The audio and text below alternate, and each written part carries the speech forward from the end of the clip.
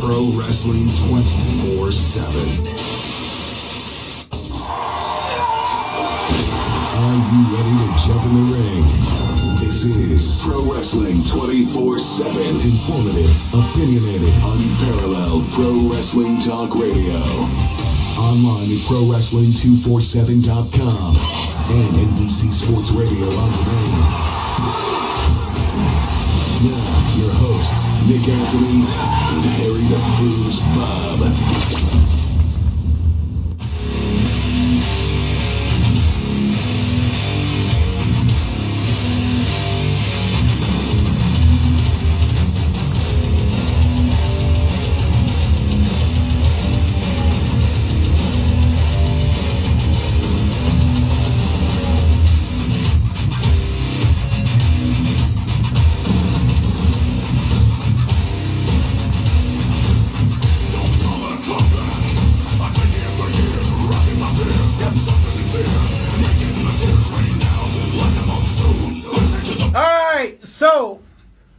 Apparently this guy, Devin Danger, he's an indie wrestler out of Salinas, California. Big Time Wrestling it is. And apparently there was a taping for GFW Network. And I'm sure you guys seen and heard about this already, about this guy who spit at the little girl. This guy, Devin Danger, took being a heel in the modern day of wrestling to a new level. I mean, we hear about these things from in the past all the time. But the modern day of professional wrestling, spitting at a fan? It all went down in Salinas, California at a Big Time Wrestling event filmed for an upcoming one night only special. Here's the story. It was a one night only special on the GFW network, and it happened as this guy, Devin Danger, made his way to the ring. The wrestler spits gum at a kid during his entrance, and her father comes flying, dude, to the rescue. Have you seen this video here? The guy goes flying to the rescue in retaliation of some sort, just throwing hands on this dude, this wrestler, Devin Danger. Now, I personally think this guy Danger deserved getting punched in his dome because bodily fluids, and things from the mouth are the most disgusting thing you can use as a weapon or retaliation. Now, with saying that, it is also my opinion that when you purchase a ticket for a wrestling event, to any event like this, and you are, as what it appears to be from the video that I saw, a part of the action, or you're right in the middle of it. They didn't have barriers or anything. I didn't see any barriers. You have to assume, if I was this father of this little girl, you have to assume that you at some point throughout the night is going to be used as some prop, either to get heat or get pop for that wrestler, that entertainer. Am I wrong in saying that here? Not really. No, I mean the crowd is supposed to be the biggest part of the show, or one of the biggest part. You're literally the fourth man out. In a singles match, you've got the two participants, a referee. There's three, and then the crowd is the fourth man out. So you are a part of the show. So you could figure at some point in time, you might get involved in the action or something being said or done to you that might incite emotion. Looking at the video, and it's in the group. If you haven't seen the video already, it's quite entertaining. Watch this dad just leap. You've seen it, Ivanito? Yeah. Seeing this dad just leap out of the crowd and come throwing blows it hit him in the back of the head. That's another thing. So I looked at the video a couple of times now, and you can this dude blatantly spits at this girl. I don't care what he says. He blatantly spit at this girl. No matter what the hell he brought up, he spit at this girl, dude. Go ahead. Yeah, we've seen a lot worse than that before. To be honest with you, when you pay for the ticket, you understand that you are going to be a part of that show. If something like that happens, it happens. I don't care what your age is. If you decide to go out there and taunt or elicit an emotion or response from a professional wrestler, and he spits his gum at you, that's on you. It's been done in the past. Other wrestlers have spit gum at the crowd. It wasn't the first time it's happened. My issue here, and I totally disagree with what people are saying, that father had no right to come out of that crowd with that man. He could get as mad as he wanted, but he had no right. When you step outside of being in the crowd and you go up and you punch someone, first of all, you punched him from behind like a cow. Second of all, there's a lot more to the story than's being told. You see, they were ejected from the event for what he did. And the ejection, the promoter ended up bringing him back in because he felt sorry for him. Now, these people are getting their 15 minutes of fame, right? Yeah. Okay. They came to that event. It's a professional wrestling event. Things are going to happen. What would happen if somebody got smacked with some kind of a weapon and that weapon broke and hit that child? Would that father leap out of the crowd then, being it was a complete accident? You say he directly spit at the child. Yeah, he did. Yeah, I mean, the video is proof. You can see it. It's blatant. I don't know what he said, but there's no argument here. How many times have we seen wrestlers go grab signs and tear them up? What did I say? The bodily fluid, anything, using as a projectile coming out of the mouth is completely disgusting, and that warrants an ass kicking. And it's a kid. Yeah.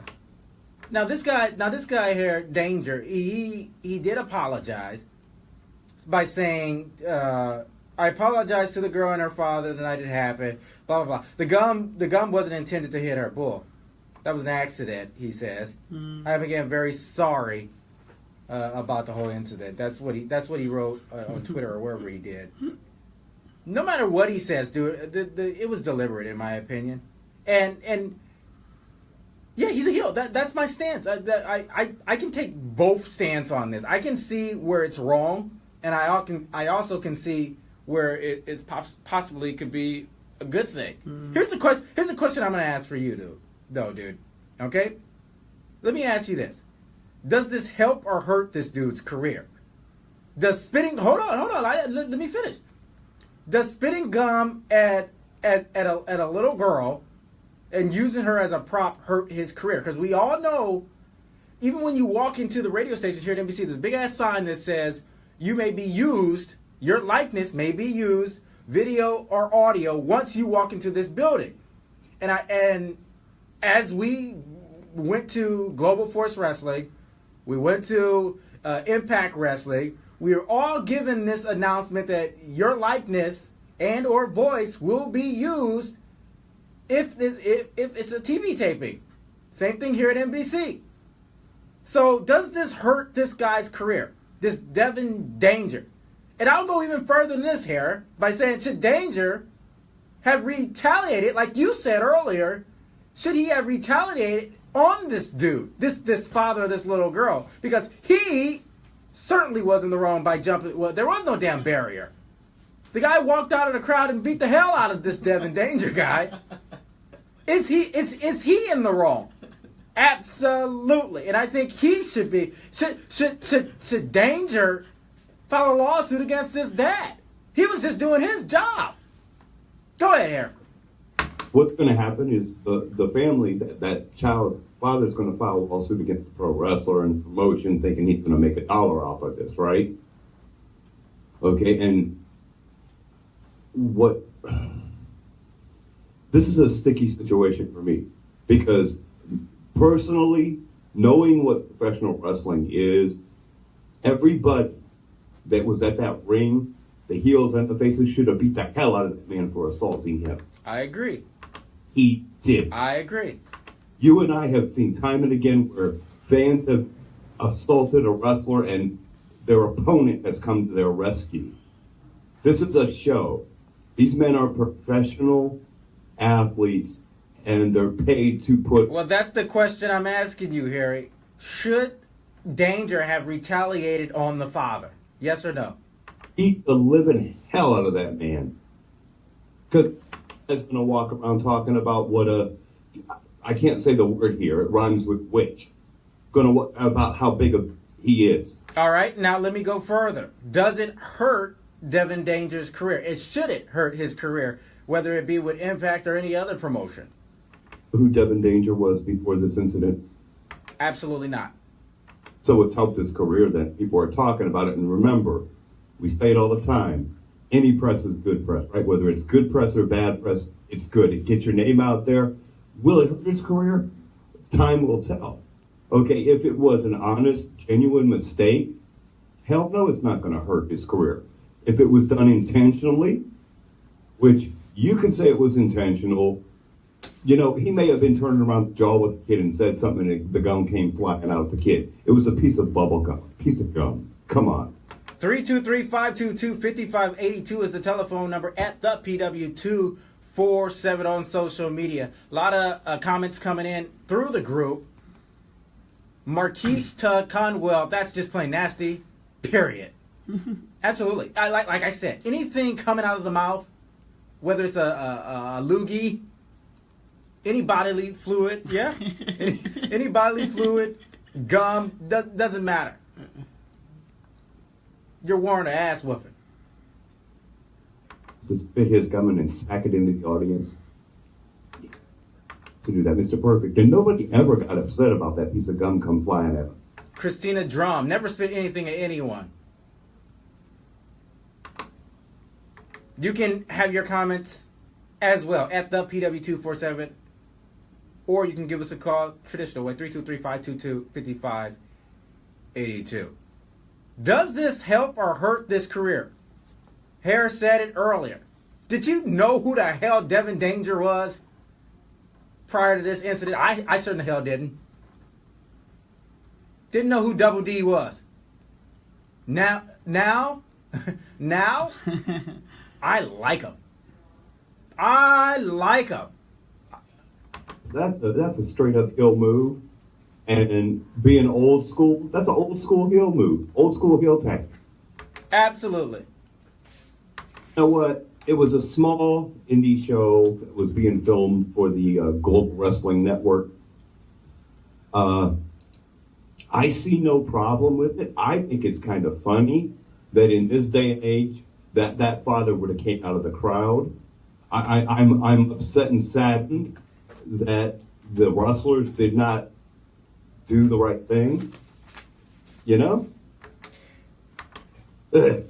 I don't know, dude. All I'm saying is the father deserved a beatdown. And I don't know why the other wrestlers and the ring crew didn't attack this dad for attacking one of the workers. I don't know. They should have. But what's your thoughts on it? You've heard ours. Does this help or hurt the career of Devin Danger? The spitting gum at a little girl and using her as a prop hurt his career. 323-522-5582 is the telephone number at the PW247. Meanwhile, Thursday's Impact Wrestling with A-Double this past week winning the title versus title match against Matt Sydal drew 339,000 viewers. Way up from last week's show. Matter of fact, it was the highest viewership since 2016. It's kind of shocking to me with all the talent they have on Impact Wrestling. But we're coming. We're coming. The card for Impact versus Lucha Underground is looking so damn solid here. Friday, April 6th at the Sugar Mill in New Orleans. It, of course, will stream live on Impact's Twitch channel. And if you are in New Orleans, get your tickets through WrestleCon. This is what we have so far. 6-man match, Andrew Everett, DJ and Desmond Xavier versus Aerostar, Drago, and King Cuerno. The Impact Tag Team title match, which Eli Drake's going to join us shortly here on the program. Impact Tag Team title match, which we'll get more into shortly with Eli. But Killshot and the Mac versus LAX. Then there's the I Quit match that everyone will be watching, Harry. Eddie Edwards versus Jeremiah Crane, or a.k.a. Sami Callihan. And, of course, the main event, Austin Aries, Phoenix versus Alberto El Patron and Pentagon Jr. To talk with us more about Impact versus Lucha Underground and what we can expect from the event is Eli Drake. He joins us here on the show. What's going on, Eli? Holy hell is Jeremiah Crane.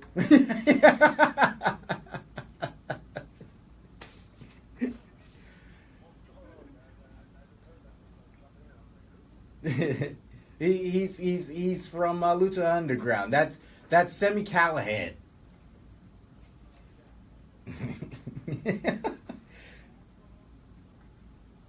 Well, by the way, happy holiday to you, dude. Yeah. Happy holidays to you guys. April Fool's Day, all that stuff. Oh, that's right. It is April Fool's Day as well. There's a lot going on right now, dude, in the world of professional wrestling, as we all know. In particular, you guys' big show next Friday in New Orleans with Impact and Lucha Underground joining forces to bring what, in our opinions here on the show, is one of the hottest tickets of the weekend out there. Now, I noticed that you currently aren't even on the card yet that we know of. Are we going to get a Eli sighting at this event?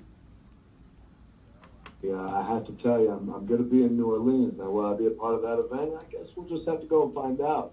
But I will most certainly be there that weekend, and you just never know what might happen. Go ahead, Eric. Well, here's a blast from the past for you, Eli. And let me say it right. Eli Drake. Okay, here's a blast. In 2010, you and Brian Cage tagged together to form a very successful tag team known as Natural Selection. Now, right now, until Thursday, when you have your match against Smooth, you are the holder of a Feast or Fire case containing a guaranteed shot at the Impact Tag Team Championships. Is there any possibility that at redemption on April 22nd, maybe you, Brian Cage, cash that in to become the new Impact Tag Team Champions? Well, I tell you what, when you look at the rocket this guy's got on him right now, with him just knocking guys all over the place, and then Lashley's out, EC3's out, all that stuff, and now he's got, a rematch with Lashley this week, right? So, yeah, it's an interesting proposition. It's a blast from the past. You never know. At the same time, I mean, what a way to come into Impact. You get to come in, just run roughshod over everybody, and then pick up some tag team titles with who? The main man, Eli Drake. So, yeah, I don't know, man. You never know what could happen. Sanjay Dutt was on the teleconference this past week, and Harry asked him a question about the tag titles. The match that's going on, that's happening at Impact versus Lucha in New Orleans. He asked if Killshot and the Mac win the titles, how does that change the landscape over at Impact Wrestling?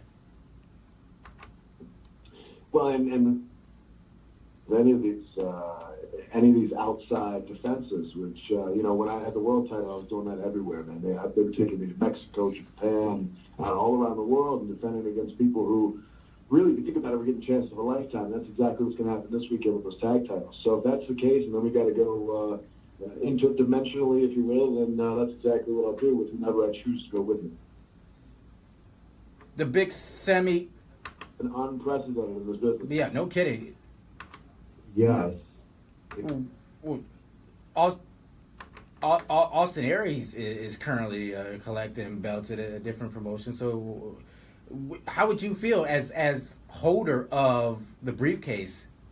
You don't have a partner yet, but should Killshot and the Mac win those titles? I mean, if you still have the briefcase at that time, I don't know. How does this work out? Man, now that's something for them to handle, I guess, up top. But I mean, as far as that's concerned, you got to go where you got to go. If I've got a briefcase and I'm going to cash this thing in for a tag title, then I guess I got to fight whoever the tag team champions are, right? So whether that means I got to go to somebody else's company or our company or whatever, at the end of the day, that briefcase means I'm coming for those titles. But the one that I'm eyeing now, we got Thursday coming up, like you said, with me. Yeah. This case, trying to get that world title case back, because when you think about it, the way I lost the title, BS, and so we need to get back and reclaim what's mine. The IWC went completely crazy over the incident between Sami Callihan, or Jeremiah Crane, whatever we call it, and Eddie Edwards. I'm wondering, dude, how you and the guys in the locker room there at Impact felt about it, and what was going through you guys' head when this happened? Well, let me ask you this: at WrestleCon this weekend, is it going to be Sami Callihan versus Jeremiah Crane? No, it's and Crane representing the Lucha Underground contingency versus Eddie Edwards. Impact in an I Quit match, of all things. I'll be damned. As far as the way that all went down, look, if I'm going to be 100% honest with you, when I look at it, it was pure silliness and stupidity, and I've known Sammy for a long time, but I was standing back there watching it as it happened, and I was like, this is the dumbest thing I've ever seen in my life. What are we doing right now? I will say, in some way, it almost seems like they've been able to turn it into a positive spin in some way, where it's almost kind of like, Owen and Austin back at SummerSlam '97. Yeah. Both of those guys to get over. But, man, when I was watching that happen, that was the dumbest thing I'd ever seen. But no offense to either of those guys, but, I mean, it was just plain stupid. It's not anything that the Name of Dummies would be doing in the ring. I mean, we couldn't have predicted the outcome of that, though. I mean, a lot of guys, even Cornette came out and said it was a dumb move. I mean, he positioned the chair wrong. Exactly how you could predict it, because I was predicting it while I was standing there watching. I was like, this is a dumb idea. If he would have been standing at his side perpendicular to him, yeah, with his shoes, he would have hit the chair and would have gone off great. That dummy stood. You dork, like what? And I'm saying that with love. I've known Sammy since he started, so like I'm not meaning to trash him, but I mean, you got to be honest. It's called spade a spade. It was stupid. And so I'm standing here looking. There's no other place for the bat to go but directly on his head. So, but then again, at the same time, it's working right now. Make it work. If we're getting more viewers because of that, then, I mean, it's kind of a... Hell yeah. For it. Hell yeah, absolutely. Use it. They've done a great job. As a matter of fact, they've done something really interesting, and that was they've been doing these, I'm going to say, lucha-esque type of vignettes for the what's been going on lately, especially with OVE and LAX. They've been doing these like really well-produced segments, vignettes that are quite a difference from what most people consider the main brand, if you know what I'm talking about here. This foray into the more polished, more produced, more of a it's like a TV show, like what you see on TV. How do you, that's going to work out for Impact? Do you think this is something that going down this route is going to eventually shut up all the naysayers out there in the IWC about the product? Well, I mean, look, we've got some dose of Impact's past to fight off and whatnot, and I think we're getting out of that hole now. It does seem like we're starting to, clear up some of that black eye. And at the same time, some stuff's going to work, some stuff's not. I think it's very interesting to take chances like that and try some different stuff. After all, at the end of the day, it is a TV show. So why not try some different things like that and see how it resonates with people. But I'm definitely down with it, because if you look at, like, for instance, the Broken Hardy stuff, it was very similar in a sense to it being very, very different from every other part of the wrestling show that was on TV. So to bring something in like that can at least pique the interest of people, being like, well, what is this? This is pretty neat. This is different. And then that can even bring in, I think, a more casual viewer. Which, again, if you want to swell your wrestling audience, You want to bring in a casual viewer. The casual viewer is going to bite on stuff like that. Let me, on that same vein, let me ask you this: the demo that you guys are actually going for, is it the demo of the kids or the wrestling fan that's in the know, or or what they call it, the smart or whatever? What wrestling demo are you guys going for?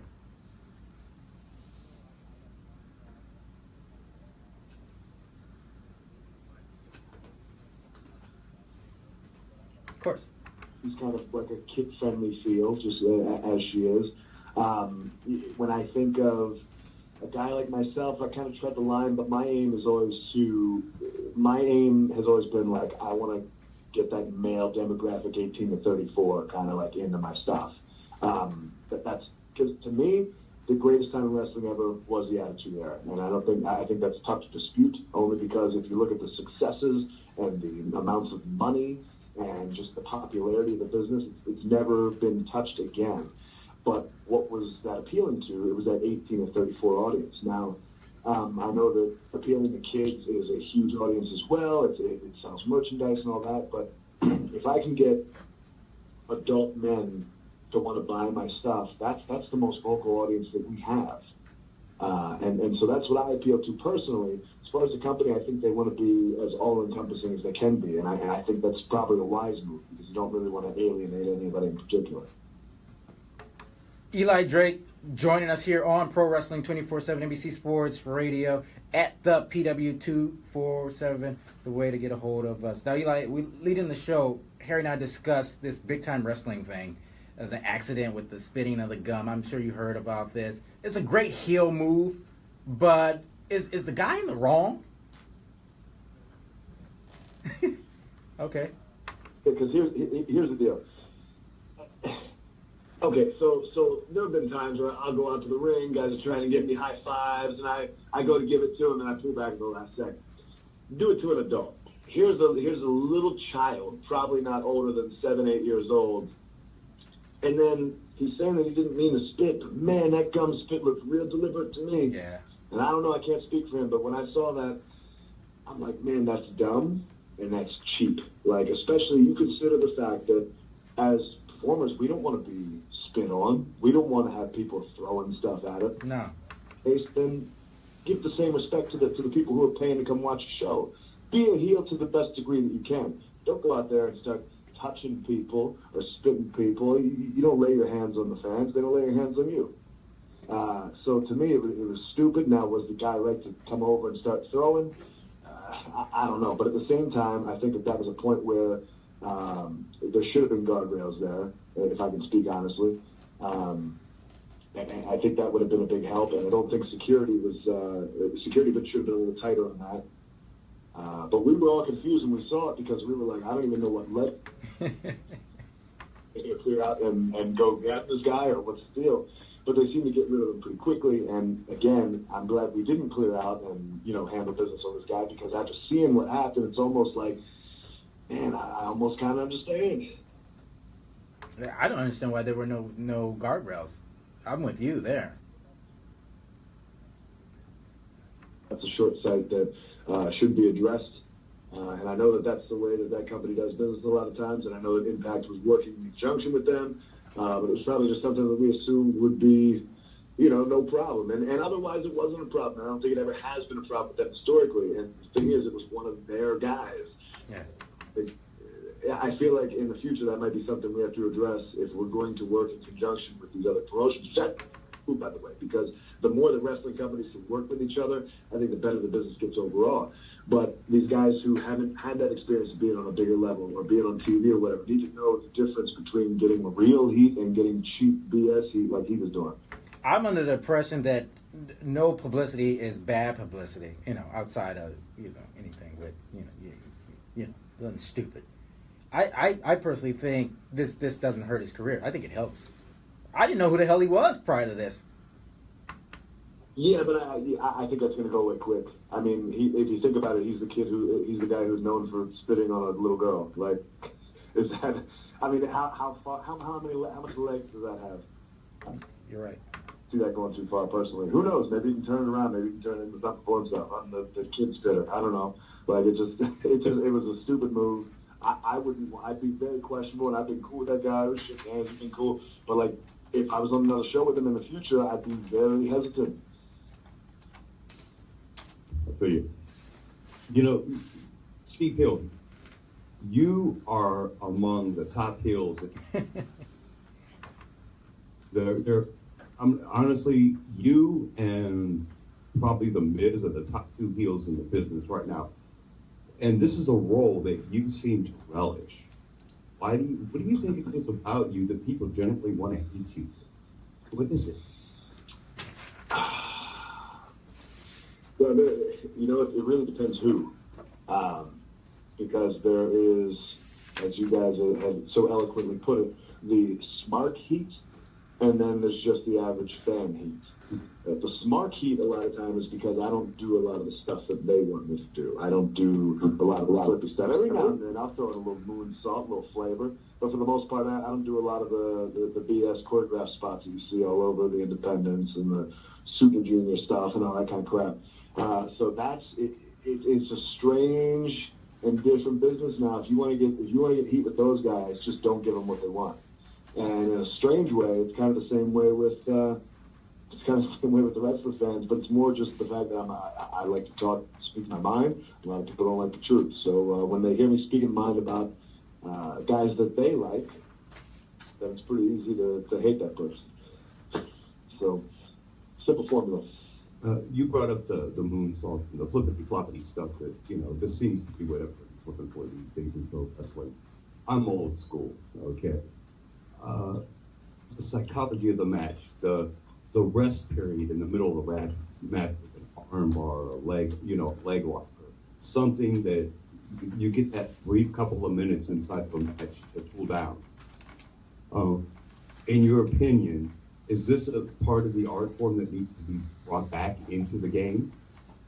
100%. Because if you look at let's say, and I'm not trashing the company at all. It's the biggest company in the world, and they're doing more success than anybody. But let's look at WWE's TV tapings now and their live events. The attendance is dropping, TV viewership is dropping. You could say, well, you know, you're right.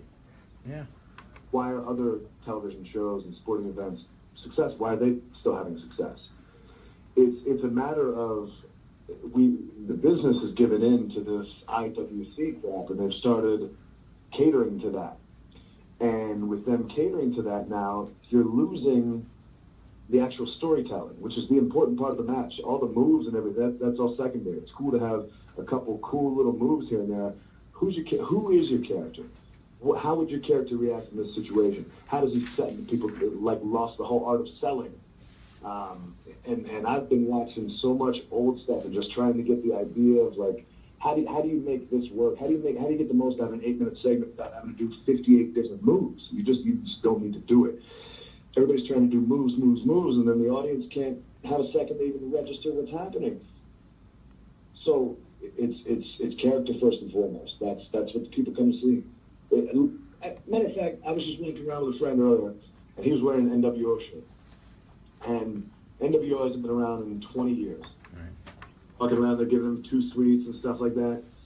Did you ever see anybody in the NWO wrestle what you would call a 5-star match? Or were they doing any of this soup? Hell no. No. There's characters, and those characters have lasted and resonated for 20-plus years. Why? Because they're great characters who have great stories. It wasn't anything about any of their moves. Yeah, look at Hulk Hogan. Did he ever come off the top rope for any move? Exactly my point. And he's like the biggest icon in history. Roddy Piper never came off the top rope for a move. Maybe the middle rope fist to the head or something. Speaking of Piper, Piper had his Piper's Pit segment. You have Facts of Life. And it was one of the fact of life, yeah. Is Tootie and Mrs. Drummond? No, not Mrs. Drummond. Mr. Drummond was on Miss Garrett, right. Mr. Drummond was Different Strokes. Yeah, they were. It was a spinoff, right? Yeah. All right, so you have your segment, and probably one of the more popular, talk segments in professional wrestling. We haven't seen it in a while, though. What's going on there? We haven't seen it in probably over a year. It just, I'll be honest, I don't know why it hasn't been around. But the most likely scenario that's going to happen, at least for me, is I'm going to probably start doing it myself on probably a YouTube format or something like that. Just talking about stuff out of the day. Maybe I'll talk about wrestling. Who knows what? I'll talk about just about anything. Will it be back on Impact? I don't know. We'll see what happens. I know that some of the guys there loved it. I know some of the office wasn't thrilled about it. And maybe that's because they got a little scared that I was going to call them out. Who knows? I'm a little known for my mouth, whether it's backstage or wherever. So. Yeah, everyone loved the dummy button. It was pretty cool. People asking me for it, and I haven't even done the segment on TV in over a year. Yeah, it was popular. Making merch of that, just have a little red button. Yeah, see, I went to Impact about that last year when it was still the old regime, and I was like, hey, we should jump on making these buttons. And they kind of dragged their feet, and I was just like, all right, well, I guess I'll do my own thing. But I didn't want to handle mailing out merch and stuff like that. So what I ended up doing was I taught myself how to make a mobile app. And I created the Dummy Button app, which is available on iPhones and Androids. So now the Dummy Button's there. But I am in contact right now with a Chinese producer who can get me a pretty good wholesale price on some customizable buttons. So I might have some in the near future to take with me to shows. I don't show all the time when Nick opens his mouth. All right, okay. Impact versus Lucha Underground at New Orleans, Friday, April 6th at the Sugar Mill in New Orleans. The card is awesome. Amazing card. Killshot, the Mac versus LAX, Sami Callihan. Oh, I keep saying Sami Callihan. Okay. Jeremiah Crane and Eddie Edwards. It's going to be a triple threat. No. It's Jeremiah Crane of Lucha Underground versus Eddie Edwards of Impact Wrestling. Hopefully we see you there, man. If not, we're still going to be, all in on Impact Wrestling. On Pop, it is Eli Drake. I certainly want to thank you for coming on with us. Eli Drake, buddy. Thanks a lot.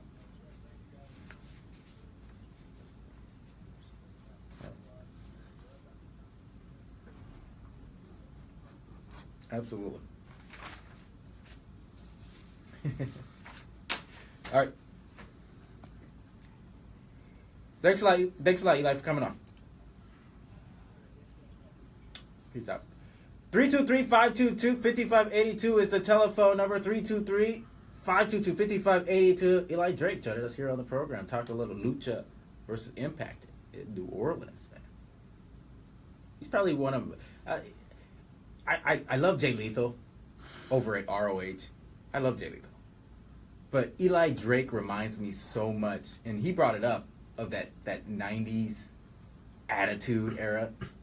That's what Eli Drake reminds me of. He's the classic heel. Yeah. I think that's part of the reason why I'm big on Eli Drake. Have been for a long time. Just the man, he's great in the ring. Cuts the promo. That's excellent. Like in each company, they have their top heel. In the E, it's Liz. In Impact, it's Eli Drake. Yeah. He's great on the mic, great in the ring.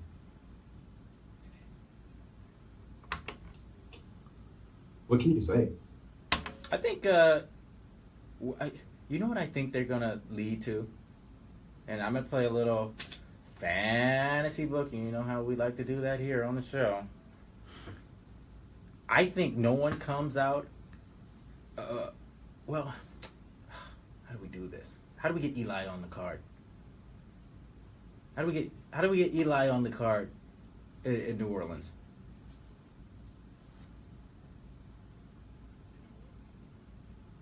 Yeah. You think he goes up against Moose again?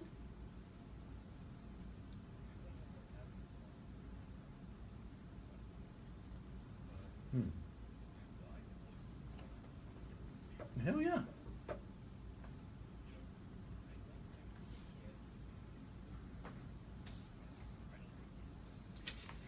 Exactly.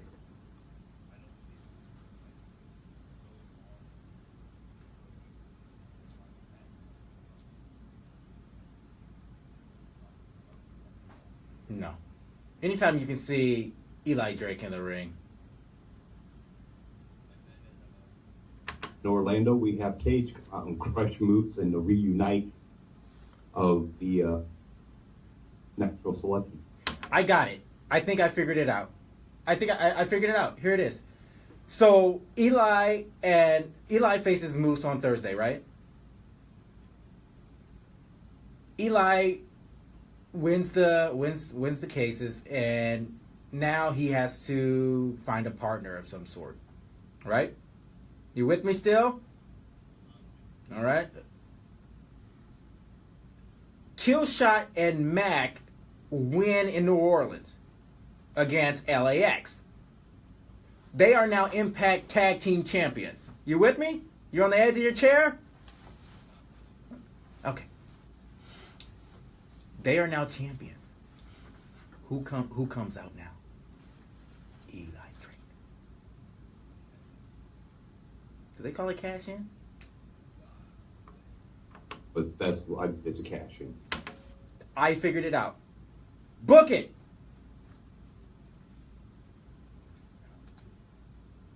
Yes, book it. That's how you get Eli on the card. Killshot and Mac beat LAX in New Orleans. Eli Drake comes out and says, dummy, yeah. My show. He takes the show. He takes the belts back. He could actually come out and say, you know what, I've got a partner, and I will see you in Orlando on the 22nd. Oh, move the show forward. I like that, Harry.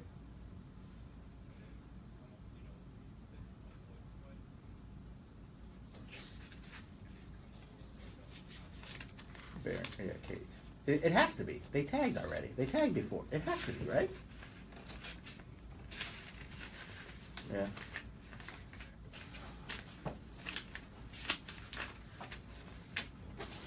Yeah.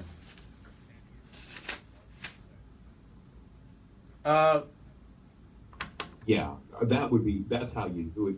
He doesn't even have to be in the ring. Gets the night off, comes out, tells them, okay, I'll see you in Orlando on the 22nd at Redemption.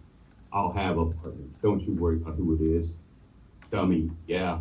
I like that.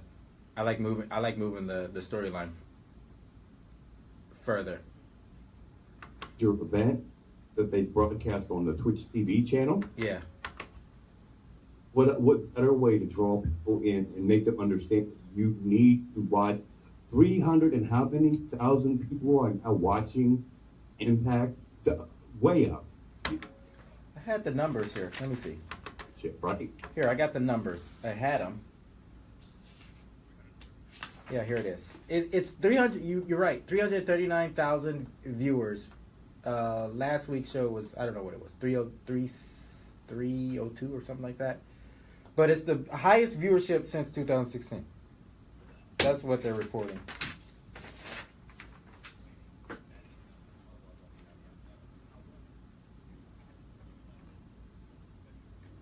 What do you mean that's not nothing? Because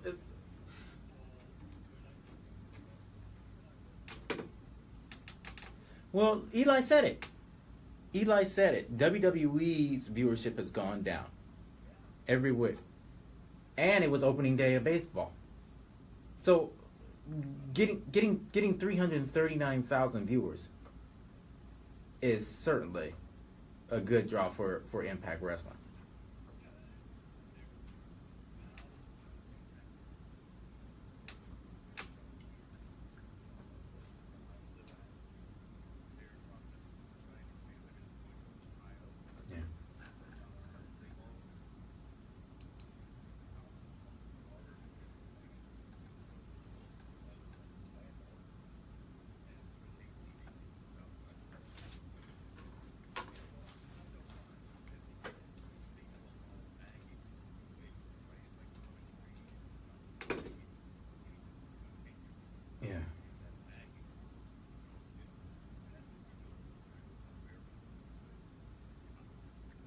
So the teleconference with Sanjay Dutt was this past Thursday, and of course, you Hair had some things to say about it. Let's listen in to some of the questioning you had for Sanjay Dutt on Thursday. 4/7 NBC Sports Radio on demand. At Impact versus Lucha, the Impact Tag Team Championships are up for grabs. And I'm wondering what would happen should the Mac and Killshot manage to capture the Impact Tag Team Championships. Well, I think that obviously that's intriguing in itself. You know, the fact that is a title match. It's very intriguing. If you bring up that scenario, like you just said, what happens if Killshot and Mac do win the tag team titles? Obviously, we have a good relationship going here with Lucha Underground. We'd like to see that blossom even further. And like I said, part of the intrigue in creating these matchups is seeing what could happen, and that's definitely a possibility. Killshot and Mac, I think they're part of the trios in Lucha Underground, so they know each other very well as a tag team. LAX, obviously, tag team champions here for kind of taking over Impact Wrestling in the last year plus. So I'm really excited about that match. Plus, there's a huge tag team main event where Austin Aries and Phoenix are going to take on Pentagon Jr. and Patron. So there's a lot of intriguing matchups and a lot of intriguing outcomes to this card. With Austin Aries heading over to ROH during their past Vegas show. What was it they did in Vegas not too long ago? Yeah, the 60th anniversary show. Excuse me. With A-Double pretty much crashing that event and going after the TV title, and now Killshot and Mac going after the TNA or Impact, tag team titles. Dude, you mentioned it a while back that these promotions are aligning themselves, and we possibly can see some sort of global or national alliance of some sort. I'm not gonna go out and say the NWA, but we are seeing some sort of alliance here. I'm not saying that either. You have in the past, though. You still believe that every company is just going to merge together, and I don't see that. I want you to think about this. Austin Aries currently is holding about 8 different types. I know. What happens at Redemption if he says, okay, I am the champion of all these promotions. I don't need 8 belts to weigh me down. I need 1 title to represent all. And he becomes the champion for the Impact banner brand. Think about that. Nah, I don't know. I don't see companies doing away with their titles and then with it either, but one world champion that travels to all these promotions. And this is what Impact is doing right now with their title belts. They're going promotion to promotion. Yeah. Promotions. They have the world belts. You have your own titles. And our champions will come and face off. The best in the world and that Impact has to offer comes and defends the Impact Championship in your promotion. And it can only be a benefit for everyone involved. It's a national TV outlet for all of these promotions, which we've never heard of, or which we've never been able to see the talent there. So we get our eyes open to new talent, and these promotions get an outlet to present their brand, which is their talent, to the world. It opens up doors. And if you can get companies like Lucha and Impact and ROH on the same page working together, can't they, next April, do a show in a 20,000-seat venue to rival what WWE does? Why can't they put on a super show where, and we're not just, and we also got to throw New Japan in there too, because ROH has a very good working relationship with New Japan Pro. Yeah, they do. Think about that. Those 4 companies come together to put on a super show. I think John and I was talking about that well, you know about the all-in-one show or all-in show. I think that's what they're calling it with the Young Bucks and Cody and all the. If the independent promotions like got together and said, look, we're gonna put on one big ass show, WrestleMania week. That thing's gonna sell out. It has all the top names of every other promotion, whether it's Impact, ROH, Lucha Underground, you name it. If you get the top talent from every promotion into the one building, WrestleMania week, it's gonna rival. And I know the guys aren't trying to rival, and I think who said it? Punishment Martinez last week on the show said, once you start thinking about rivaling another promotion, you lost already. Don't think about that. Think about just doing your gig, your job, and making that better. Don't try to rival anybody. And I don't think these guys have to rival anybody, but it certainly will get eyes opening to who you are and where we can find you for the next time around. What about Austin Aries? So Aries goes to this super show, and this is where he gets that opportunity at their television title. You know, this is where that guy from Lucha Underground wants to see hold a major title, gets his shot at the X Division belt. Speaking of X Division, you spoke with Sanjay Dutt about the Ultimate X match. Wait, let me see. Where is it? Oh, here it is. Okay, here it is. X Division here. One thing that's been missing, and I'm wondering if you're going to bring it back, is Ultimate X. That's a great match, a great concept, and we haven't seen one in quite a while. Is there any chance we might get one here in the near future?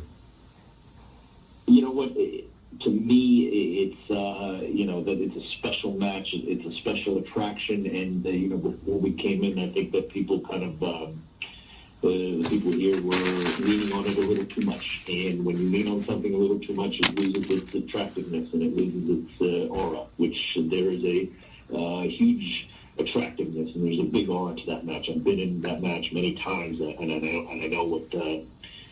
I know what it's capable of. You know, it can really be something that is an attraction. So it's just a matter of, instead of saying, hey, let's do an Ultimate X match, let's find out when the right time is to do it and why to do it. So instead of just doing it, it's more about timing and why. So it's not like you're never going to see it again. You will definitely see it again. The Ultimate X is something different that no other promotion had. They have that big ass X in the middle of the ring, hovering over the ring. That was something different, and I loved it. I don't necessarily agree with Sanjay, but who the hell am I? I don't know crap. I liked it though. I think that at Redemption, should they have when they have a multi-man match for that X Division belt, that's when I think they should pull that match out. Because I really think that fans, that's a match that fans really enjoy. I love Ultimate X matches. You really never know what the stuff they're going to pull. Exactly. And it's something different. It's something different that we don't see anywhere. That, it was leaned upon in the past.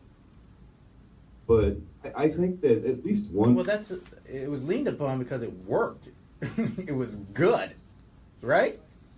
Point. There is such a thing as too much. Oh, hell, we know about that.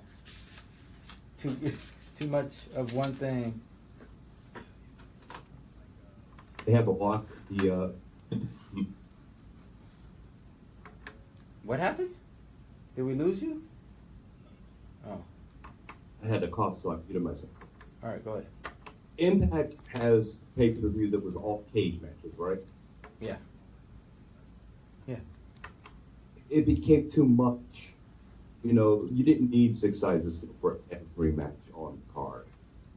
When you put up a steel cage, it's supposed to mean something. There's a reason why there is a method to the madness there. And I understand what Sanjay was saying there, that this is a specialty match. It's an attraction match. It's something that shouldn't be used all the time. I understand that, and I'm with him on that. I'm with him on that.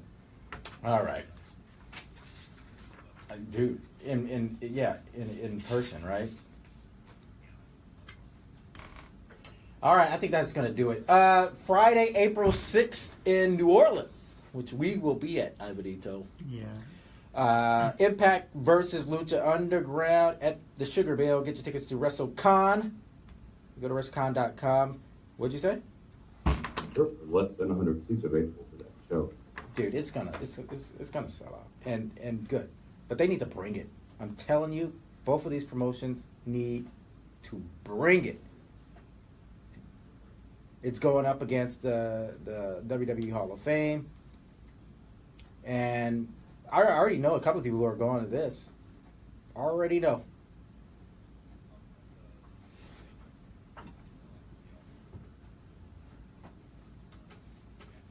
Yeah.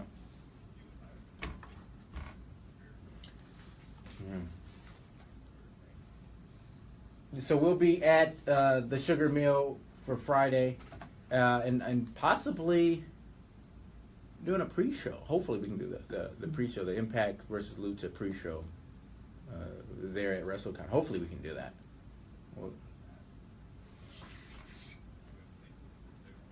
Yeah, Saints and Sinners that evening. No, not that evening. Thursday, Saturday, and of course Sunday we're doing our post show. But anyway, that is in New Orleans. Remember, don't forget WrestleCon.com. Get your tickets, or the Impact Twitch channel.